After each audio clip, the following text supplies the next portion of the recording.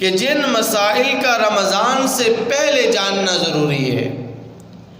اگر آپ ان مسائل کو رمضان المبارک سے پہلے نہیں جانیں گے، ان مسائل کو رمضان المبارک سے پہلے نہیں سمجھیں گے، تو روزہ رکھنے کے بعد رمضان المبارک کا مہینہ شروع ہونے کے بعد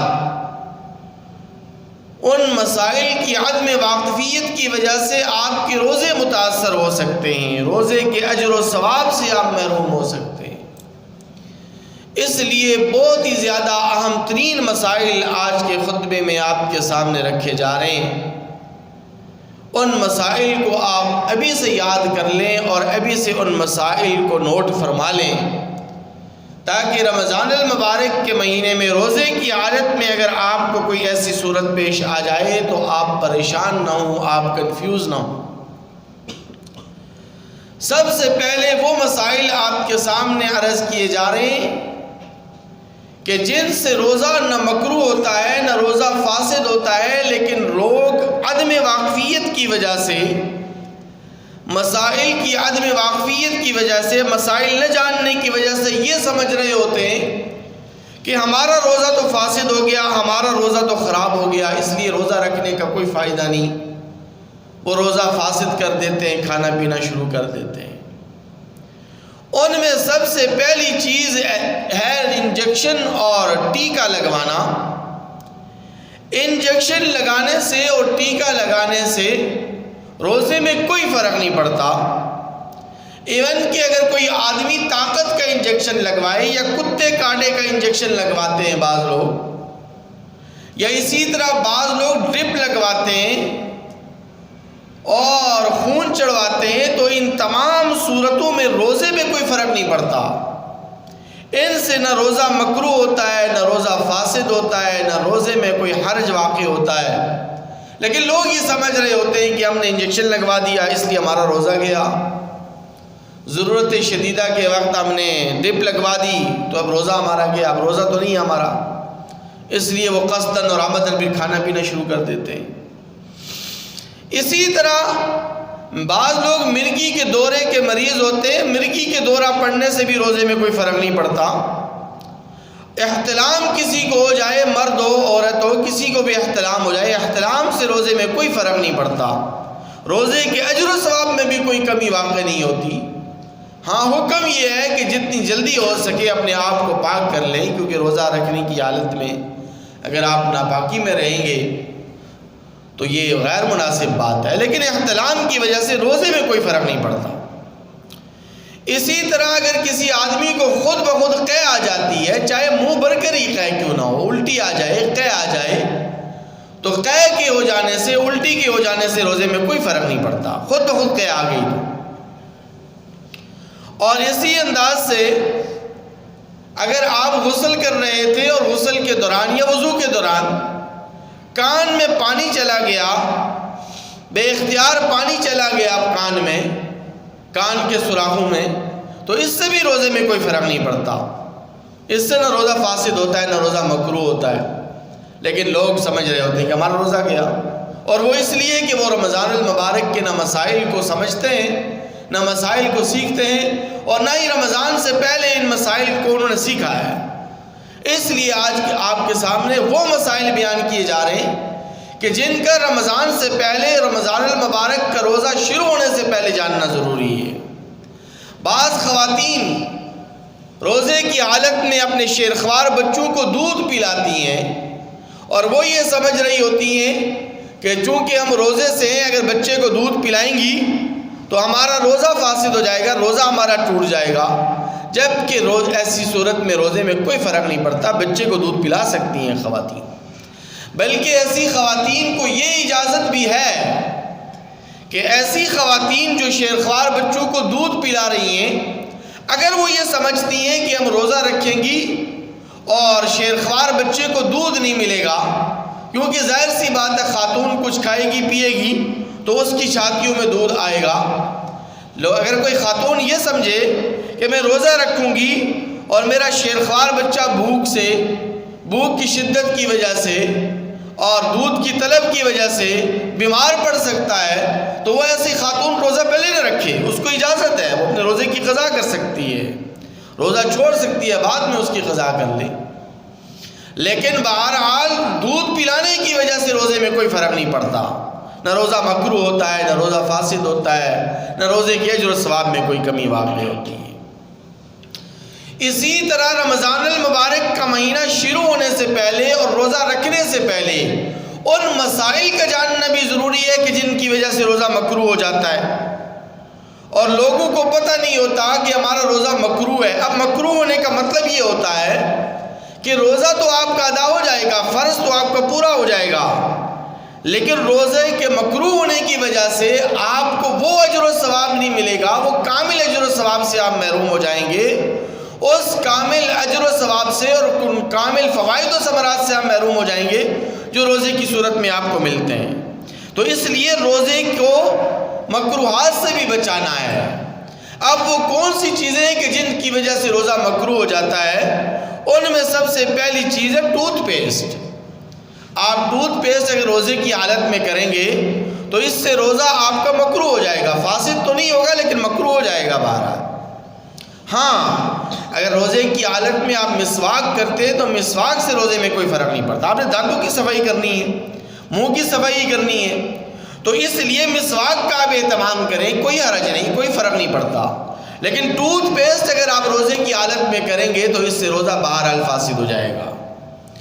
اور ایک صورت یہ بھی ہے کہ اگر آپ نے اپنے دانتوں کی صفائی رکھنی ہے تو پھر آپ سحری کے وقت، افطاری کے بعد آپ ٹوتھ پیسٹ کریں، روزہ بند کرنے سے پہلے، سحری کا وقت ختم ہونے سے پہلے آپ ٹوتھ پیسٹ کر لیں،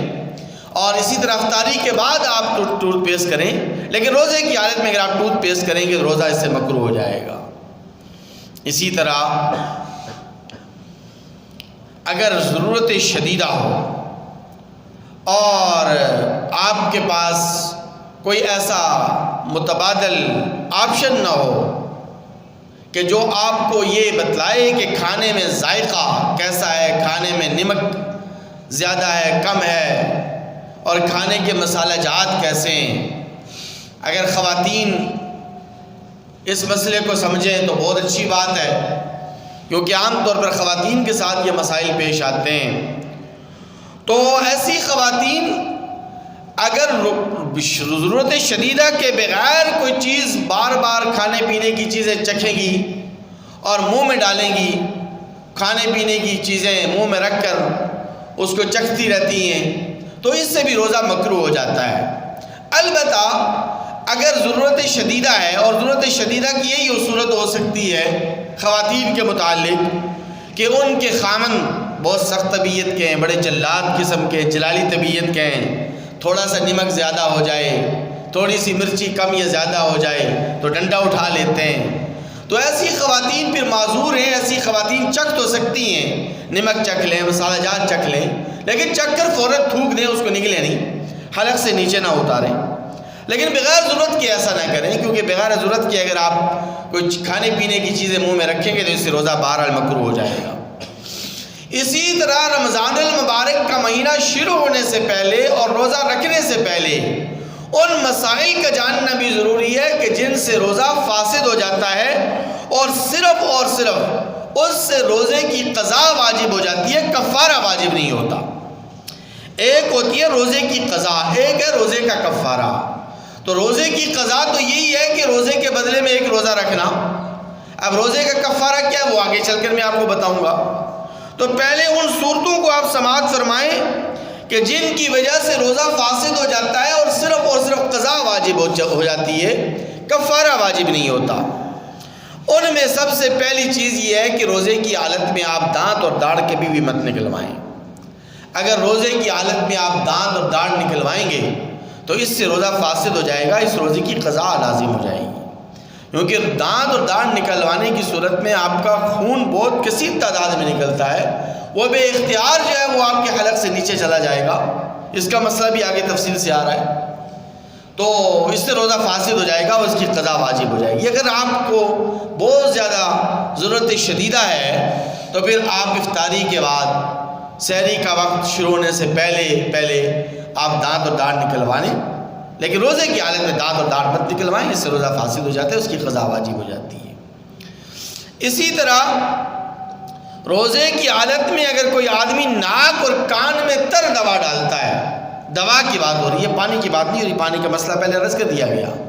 ناک اور کان میں تر دوا ڈالتا ہے تو ناک اور کان میں تر دوا ڈالنے کی وجہ سے روزہ فاسد ہو جاتا ہے، کیونکہ یہ سیدھا جوف دماغ تک پہنچے گا یا جوف معدہ تک پہنچے گا، تو اس لیے اس سے روزہ فاسد ہو جائے گا اور اس سے روزے کی قضا واجب ہو جائے گی اگر آپ نے ناک اور کان میں تر دوا ڈالی تو۔ اور اسی انداز سے وضو اور غسل کرتے ہوئے یہ لوگ احتیاط نہیں کرتے، اور وضو اور غسل کرتے ہوئے یہ پانی بے اختیار حلق سے نیچے چلا جاتا ہے، تو اس سے بھی روزہ فاسد ہو جائے گا اور روزے کی قضا واجب ہو جائے گی۔ بہت زیادہ احتیاط کرنے کی ضرورت ہے، اور بالخصوص ان افراد کو زیادہ احتیاط کرنے کی ضرورت ہے جو نہروں کے اندر نہاتے ہیں، سوئمنگ پول میں نہاتے ہیں، تو وہاں پر پانی جو ہے وہ حلق سے نیچے اتر جاتا ہے، پانی منہ کے ذریعے سے یا ناک کے ذریعے سے، تو اس لیے ان لوگوں کو بہت زیادہ احتیاط کرنے کی ضرورت ہے۔ اور بہت زیادہ اہم ترین مسئلہ ہے دمے کے مریضوں کے لیے، کہ دمے کے مریض جو پمپ استعمال کرتے ہیں، گلے کی نالیوں کے لیے پمپ استعمال ہوتے ہیں، تو ایسے مریض اگر ایسے پمپ استعمال کرتے ہوں کہ جس میں دوا کے ذرات نہ ہوں، دوا کے اجزاء شامل نہ ہوں، تو پھر تو ان پمپوں کے استعمال سے روزے میں کوئی فرق نہیں پڑتا۔ لیکن ایسا عام طور پر ہوتا نہیں ہے، گلے کی نالیوں کے لیے جو پمپ استعمال ہوتے ہیں ان میں دوا کے ذرات اور اجزاء بہرحال شامل ہوتے ہیں، تو ایسے مریض کہ جو دمے کے مریض جو روزے کے دوران گلے کی نالیوں کے لیے پمپوں کا استعمال کرتے ہیں، ان میں دوا کے اجزاء شامل ہوتے ہیں، تو اس سے بھی روزہ فاسد ہو جاتا ہے، اور روزہ فاسد ہونے کی صورت میں روزے کی قضا واجب ہو جاتی ہے۔ تو اس لیے ایسے مریضوں کے لیے فقہاء کرام نے لکھا ہے کہ ایسے مریض اگر روزہ نہ رکھے تو بہتر ہے، روزہ چھوڑ دیں، رمضان المبارک کے بعد جب صحتیاب ہو جائیں تو پھر ان کی قضا کر لیں۔ تو یہ وہ مسائل تھے کہ جن کی وجہ سے روزہ فاسد ہو جاتا ہے اور صرف قضا واجب ہو جاتی ہے۔ اسی طرح رمضان المبارک کا مہینہ شروع ہونے سے پہلے، رمضان المبارک کا روزہ رکھنے سے پہلے ان مسائل کا جاننا بھی ضروری ہے کہ جن کی وجہ سے روزہ قضا ہو جاتا ہے، روزہ فاسد ہو جاتا ہے، اور قضا کے ساتھ ساتھ روزے کا کفارہ بھی واجب ہو جاتا ہے۔ کفارہ کیا ہے؟ کفارہ یہ ہے کہ غلام آزاد کرنا، جو کہ اس دور کے اندر تو ممکن نہیں ہے بہرحال، لیکن دوسرا آپشن یہ ہے کہ اگر کسی آدمی پر روزے کا کفارہ واجب ہو گیا تو اس کو 2 مہینے لگاتار روزے رکھنے پڑیں گے، ایک روزے کے بدلے میں ایک روزے کا کفارہ 2 مہینے لگاتار مسلسل بلا ناغہ اسے روزے رکھنے پڑیں گے۔ اگر بیچ میں ایک روزہ بھی اس نے چھوڑ دیا یا ایک ناغہ بھی کر دیا تو اس طرح دوبارہ روزے رکھنے پڑیں گے۔ 2 مہینے 60 دن مسلسل روزے رکھنے، یہ روزے کا کفارہ ہے۔ اور اگر کوئی آدمی اتنا ضعیف العمر ہے یا ایسا مریض ہے، ایسا بیمار ہے کہ وہ 2 مہینے مسلسل روزے نہیں رکھ سکتا اور اس کے بس میں نہیں ہے، اس کی استطاعت میں ہی نہیں ہے، تو ایسے آدمی کو پھر تیسرا آپشن یہ دیا جاتا ہے کہ وہ پھر 60 مسکینوں کو 2 وقت پیٹ بھر کر کھانا کھلائے، ایک روزے کے بدلے میں 60 مسکینوں کو 2 وقت پیٹ بھر کر کھانا کھلائے گا، یہ روزے کا کفارہ ہے۔ تو وہ کون سی صورتیں ہیں، وہ کون سی چیزیں ہیں کہ جن کی وجہ سے روزہ فاسد ہو جاتا ہے اور کفارہ بھی واجب ہو جاتا ہے، قضا کے ساتھ ساتھ کفارہ بھی واجب ہو جاتا ہے۔ ایک تو صورت یہ ہے کہ روزے کی حالت میں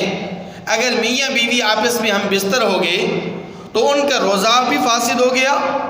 اور ان کے اوپر قضا بھی ہے اور کفارہ بھی واجب ہے، اور دونوں کے اوپر کفارہ الگ الگ ہے۔ یہ نہیں ہے کہ دونوں میں سے ایک کے اوپر، نہیں، دونوں کے اوپر الگ الگ کفارہ واجب ہوگا۔ اسی طرح اگر روزے کی حالت میں کسی نے جان بوجھ کر کھا پی لیا، ایک تو یہ ہے کہ کسی نے نسیاناً کھا پی لیا، بھول کر کسی نے کھا پی لیا، تو اس سے تو روزے میں کوئی فرق نہیں پڑتا، نہ روزہ فاسد ہوتا ہے، نہ روزہ مکروہ ہوتا ہے، اور نہ ہی روزے کے اجر و ثواب میں کوئی کمی واقع ہوتی ہے۔ لیکن اگر کسی نے جان بوجھ کر کھا پی لیا تو اس سے روزہ فاسد تو ہو جائے گا، لیکن اس کے بدلے میں سزا کے طور پر قضا بھی واجب ہو جائے گی اور کفارہ بھی واجب ہو جائے گا۔ اور اسی انداز سے اگر کوئی عورت بچے کو کھانا کھلا رہی تھی اور چبا چبا کر کھانا کھلا رہی تھی، بسا اوقات یہ صورتحال پیش آ جاتی ہے خواتین کے ساتھ، اور خواتین کے پاس اور کوئی آپشن نہیں ہوتا۔ آپشن تو یہ ہو سکتا ہے کہ قریب میں کوئی دوسری خاتون ہے جو حیض و نفاس والی ہے، مینسز والی خاتون ہے، تو اس کے ذریعے سے اپنے بچے کو کھانا کھلائے، اس کو کہے کہ بھائی تو میرے بچے کو چبا چبا کر کھانا کھلا، یا کوئی سمجھدار بچہ ہے، نابالغ بچہ اور بچی ہے، اس کو کہا جائے کہ تو چبا چبا کر میرے بچے کو کھانا کھلا۔ لیکن اگر اس کے بعد یہ آپشن نہیں ہے اور ایک عورت، روزہ دار عورت، اپنے بچے کو چبا چبا کر کھانا کھلا رہی تھی، اور کھانا کھلاتے چباتے ہوئے کھانا کھلاتے کھلاتے اس نے وہ لقمہ خود نگل لیا اور حلق سے نیچے اتار دیا،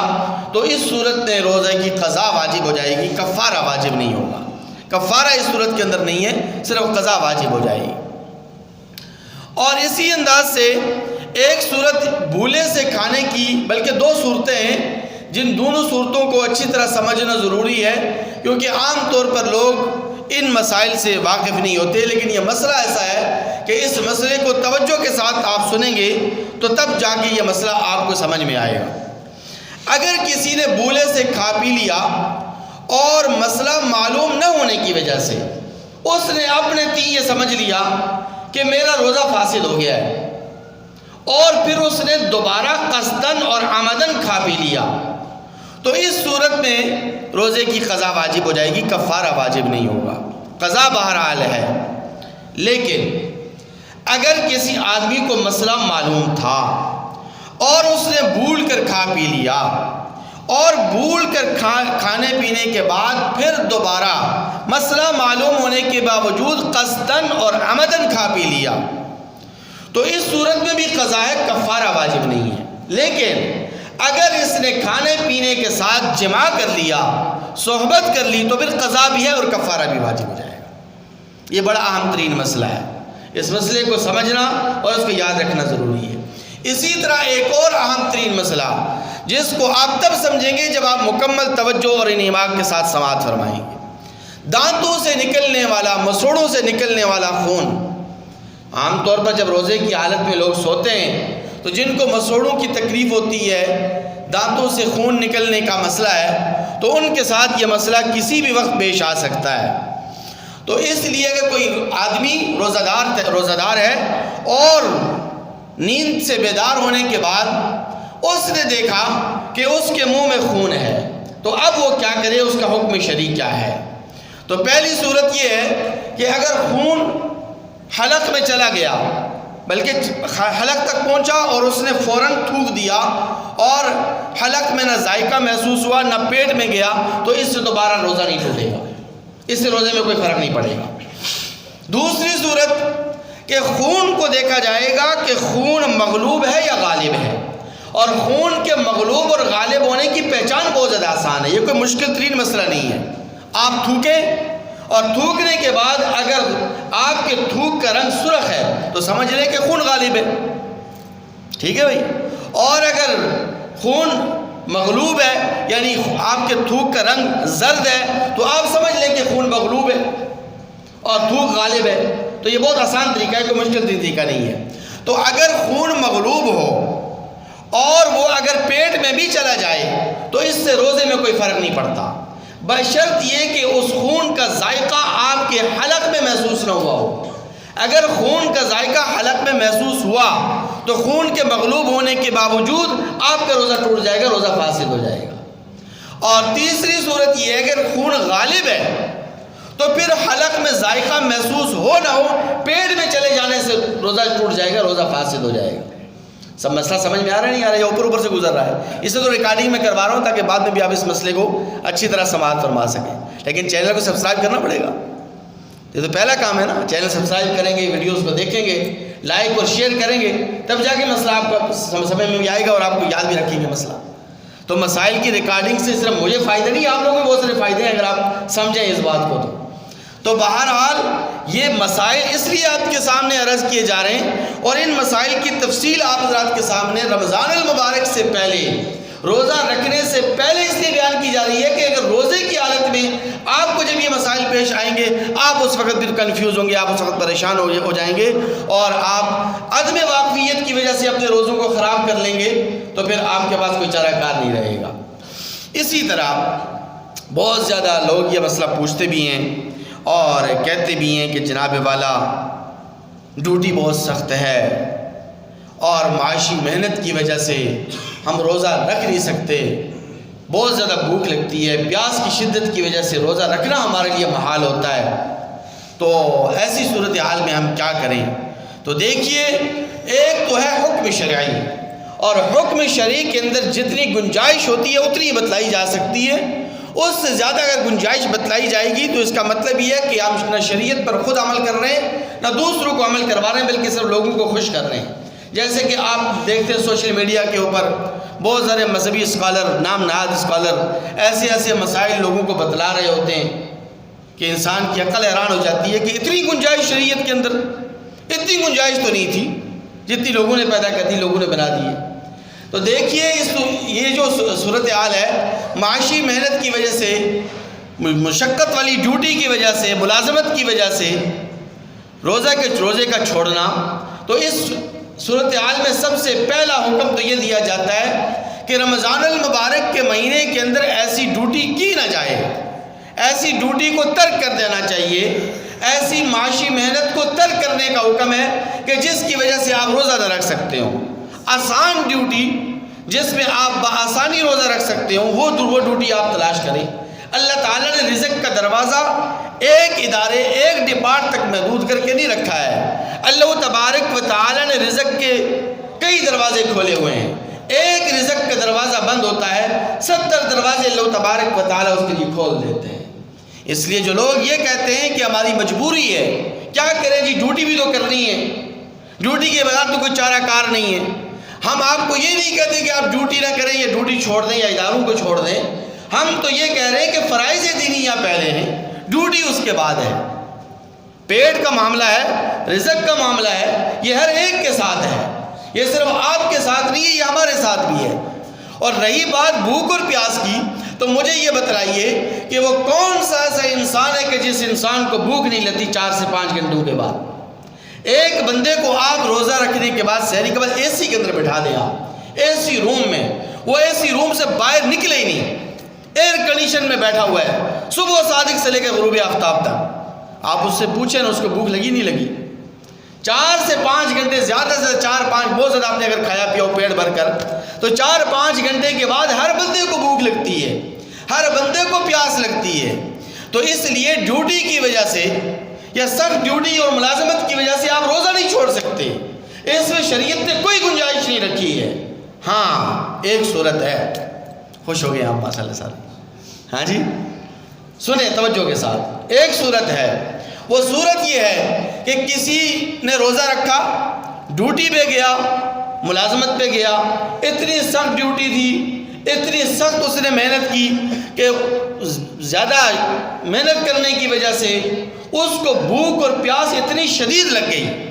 اتنی شدید بھوک اور پیاس اس کو لگ گئی کہ اگر اس کو کچھ کھلایا اور پلایا نہیں جائے گا تو اس کی جان چلی جائے گی، وہ مر جائے گا،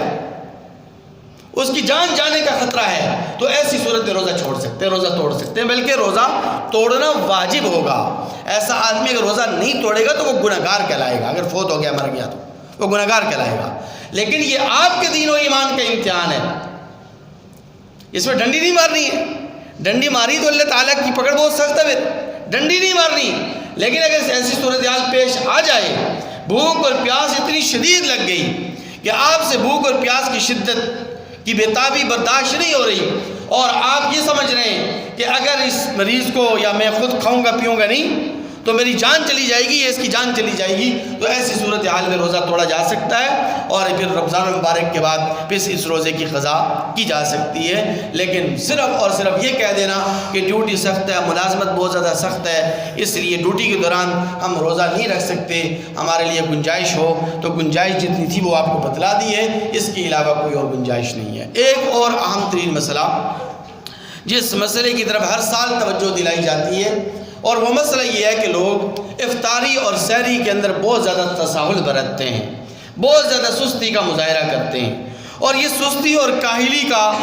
ایک پہلو یہ ہوتا ہے کہ لوگ اذان کا انتظار کر رہے ہوتے ہیں کہ اذان ہوگی تو ہم سحری بند کریں گے، روزہ بند کریں گے، اذان ہوگی تو ہم افطاری کریں گے. تو دیکھیے میں آپ کے سامنے بڑے عام فام انداز کے اندر بات عرض کرتا ہوں تاکہ بات آپ لوگوں کو سمجھ میں آ جائے. اللہ کرے سمجھ میں آ جائے یہ بات، لیکن لوگ اس میں مسئلے میں بھی ڈنڈی مارتے ہیں بہرحال کہ اذان کا تعلق روزے کے ساتھ نہیں ہے. بھائی اس مسئلے کو آپ سمجھیں.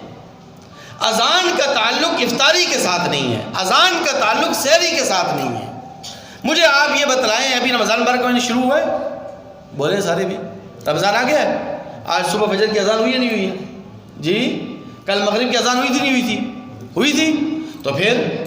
تو اس کا مطلب یہ ہے کہ اذان تو 12 مہینے ہوتی ہے. اذان تو سحری کے لیے تو کبھی نہیں ہوتی، اذان تو 12 مہینے مغرب کی ہوتی ہے، کبھی افطاری کے لیے اذان نہیں ہوئی. تو اذان کا تعلق سحری اور افطاری کے ساتھ نہیں ہے. اب جدید دور ہے، اس جدید دور کے اندر الارم بجائے جاتے ہیں، سائرن بجائے جاتے ہیں، اس کو گوگو کہتے ہیں. گوگو گوگو سے لوگ بڑے وہ اس کا تمسخر اڑاتے ہیں، ہے گوگو، یہ امپلیفائر میں گوگو ہی لکھا ہوا ہے بہرحال ہے جی. تو سائرن بجایا جاتا ہے مسجدوں میں. جو سائرن یہ بھی کہ بعض مساجد میں اہتمام ہے، بعض مساجد میں اہتمام نہیں بھی ہے. تو یہ مساجد والوں کی ذمہ داری تو نہیں ہے، مسجد کے جو مؤذن ہے، جو امام ہے، اس کی ذمہ داری تو اذان اور نماز ہے. گوگو بجانا، سائرن بجانا یہ تو اس کی ذمہ داری نہیں ہے بہرحال. تو دیکھیے آپ کے پاس شیڈول ہونا چاہیے. آپ مسلمان ہیں، 12 مہینوں میں سے ایک مہینہ رمضان المبارک کا آتا ہے، اس میں آپ اتنا اہتمام نہیں کر سکتے کہ آپ کے پاس شیڈول ہو، آپ کو پتہ ہو کہ روزہ کتنے بجے بند ہو رہا ہے، سحری کتنے بجے ختم ہو رہی ہے. تو جو سحری کا وقت ختم ہونے کا اس سے پہلے روزہ بند کریں. بلکہ سحری کے اندر تاخیر افضل ہے. تاخیر کا مطلب یہ ہے کہ آپ 5 منٹ پہلے، 3 منٹ پہلے، 2-3 منٹ پہلے آپ روزہ بند کر لیں. جو مقررہ وقت ہے، جو وقت مقررہ ہے سحری کا، اس سے 2-3 منٹ پہلے. اب 2-3 منٹ میں آپ کیا کھا پی لیں گے، کتنا کھا پی لیں گے بھائی؟ اب جو لوگ تاخیر سے اٹھتے ہیں تو وہ ان کی اپنی غلطی ہے، وہ ان کی اپنی کاہلی ہے، اپنی سستی ہے کہ وہ بر وقت نہیں اٹھتے اور اذان کے وقت تک کھا پی رہے ہوتے ہیں. اور بعض لوگ تو ایسا بھی دیکھا گیا ہے کہ وہ حی علی الصلاۃ تک، جب تک مؤذن حی علی الصلاۃ نہیں کہہ دیتا اس وقت تک بھی کھاتے پیتے رہتے. کہتے بھی تو اذان ہو رہی ہے، ابھی تو سحری کا وقت باقی ہے، ابھی اذان ختم ہوگی، بھی سحری ختم ہوگی. تو روزہ گیا بھائی آپ کا. اس روزے کی قضا ہے، یہ رمضان المبارک کے بعد اس روزے کی آپ کو قضا رکھنی پڑے گی. تو اس لیے اذان کا انتظار مت کیا کریں. سحری کا جو وقت ختم ہونے کا ہے اس سے 2-3 منٹ پہلے، 2 منٹ پہلے آپ اپنی سحری بند کر لیں. اور اس سے بھی زیادہ پہلے کریں تو بہت اچھی بات ہے، لیکن کم از کم 2-4 منٹ پہلے آپ سحری بند کر لیا کریں، روزہ بند کر لیا کریں، تاکہ آپ کے دل میں کسی قسم کا شک و شبہات نہ ہو. اسی طرح افطاری کے وقت اگر کہیں سائرن بجایا جاتا ہے تو سائرن پر فوراً افطاری کر لیا کریں. آپ اس کے اذان کا انتظار نہ کریں کہ جو مؤذن اذان دے رہا ہوتا ہے اس نے بھی تو روزہ افطار کرنا ہے. وہ روزہ کھولے گا، روزہ کھول کر پھر اذان دے گا. اب اس کے اوپر آپ نے ڈنڈا رکھا ہوا ہے کہ نہیں بھائی اس نے فوراً سائرن بھی بجانا ہے، سائرن میں فوراً اس نے اذان بھی دینی ہے، کیونکہ ہم انتظار کر رہے ہیں کہ بھئی آپ اذان دیں گے تو ہم افطاری کریں گے. تو بھئی یہ آپ کی طرف سے سختیاں اور قدغن پابندیاں مت لگائیں. جو شریعت کا حکم ہے، شریعت کا حکم یہ ہے کہ بھئی مغرب کے بعد غروب آفتاب کے وقت آپ کا روزہ افطار ہے، افطاری کا وقت شروع ہو گیا، آپ افطار کر سکتے ہیں. اور صبح صادق کے وقت سحری کا وقت ختم ہو جاتا ہے. تو جیسی صبح صادق ہو گئی، سحری کا وقت ختم ہو گیا، اب آپ سحری بند کر لیں، روزہ بند کر لیں، اپنے روزے کو خراب مت کریں. اللہ تعالیٰ سے دعا ہے کہ اللہ تعالیٰ ہمیں تمام احکام